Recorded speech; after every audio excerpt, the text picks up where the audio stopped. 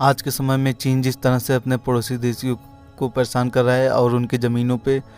अपना दावा ठोकता है, फिर वो चाहे कि उन भारत, भूटान और जापान ही क्यों ना हो। जिस तरीके से चीन अब इस समय काम कर रहा है, उसे देखते हुए सारे देश को अब डर लगने लगा और वो जानते हैं कि अगर चीन को अभी नहीं रोका गया तो वो आने वाले समय में बड़ी मुसीबत का कारण बनेगा। और फिर चीन ने जिस तरह से दक्षिण चीन सागर में अपना कब्जा करके रखा है और किसी छोटे देशों को आने नहीं देता, इसे देखते हुए भारत को भी डर था कि कहीं न कहीं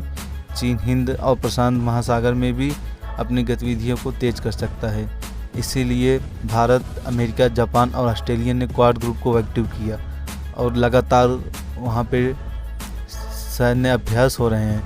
जिसे देखकर अब चीन को डर लगने लगा है कि अगर ये क्वाड ग्रुप पूरी तरह सैन्य रूप से चीन के खिलाफ हो गए तो चीन को पूरी तरह से पीछे हटना पड़ेगा। और इसीलिए वो चीन अब चाहता है कि क्वाड कंट्री में कोई और कंट्री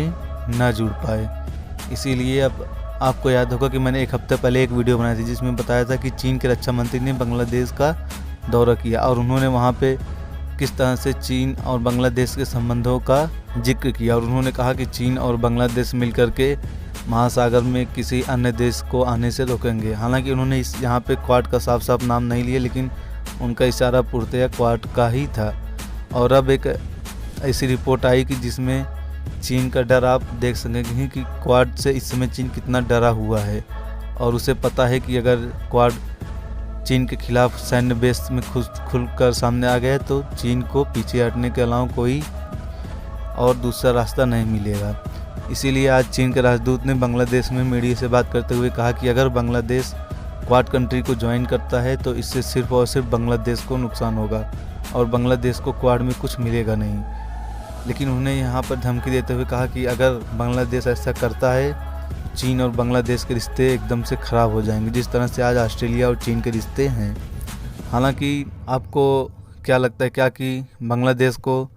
क्वाड कंट्री के साथ आना चाहिए या नहीं, ये आप कमेंट सेक्शन में ज़रूर बताइएगा। इसके साथ साथ उन्होंने ये भी कहा कि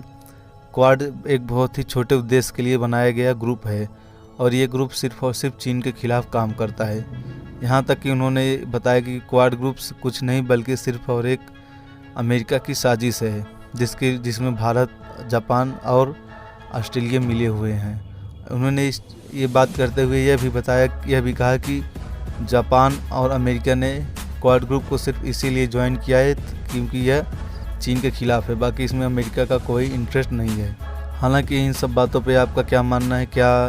बांग्लादेश भविष्य में क्वाड को ज्वाइन करेगा या फिर वो चीन और क्वाड के बीच में सामान्य रहेगा और ना ही दोनों में से किसी कंट्री को साथ देगा? तो आपकी क्या राय है, आप ज़रूर बताइएगा इस वीडियो पे। मिलते हैं आपसे अगले वीडियो में, तब तक के लिए जय हिंद दोस्तों।